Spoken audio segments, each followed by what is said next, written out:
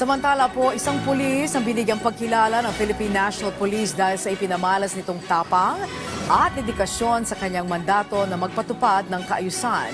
Kasunod niyan, may babala naman ang liderato ng PNP sa mga pasaway na pulis. Si Isaiah Mirafuentes sa sentro ng balita. Mas mahigpit ang ipapataw na parusa sa mga pasaway na pulis. Kung dati, nire-reassign sa Mindanao ang mga alagad ng batas na nakagawa ng mali sa batas, ngayon, mas mabigat na. Ngayon, sabi namin, there's no turning back. Pagka nagkamali police, you're out.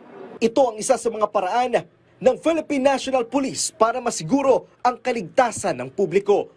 Binibigyang pagkilala rin ng PNP ang kanilang kabaro na nagpakita ng katapatan sa bayan. Kagaya na lang ni Parañaque Police Staff Sergeant Carlos Sotelo Navarro. Ito'y dahil sa naging papel niya sa pagresponde sa isang police operation sa Parañaque. Imbes na magpapatok ng baril, mas minabuti niyang makipangbuno na lang sa suspect na nagresulta pa ng taga sa kanyang ulo at dibdib. Kasi tawag ng tungkulin naman yon na dapat nating gampanan. Kaya ginampanan natin yung tungkulin na. Ang namin mga pulis na namamatay. But this one, kita mo, mas nauna niya pong ibigay yung buhay niya.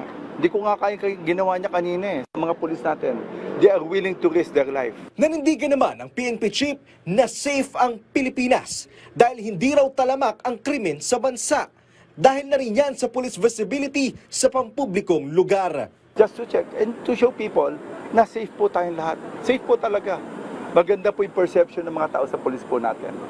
Isaiah Mirafuentes para sa Pambansang TV sa Bagong Pilipinas.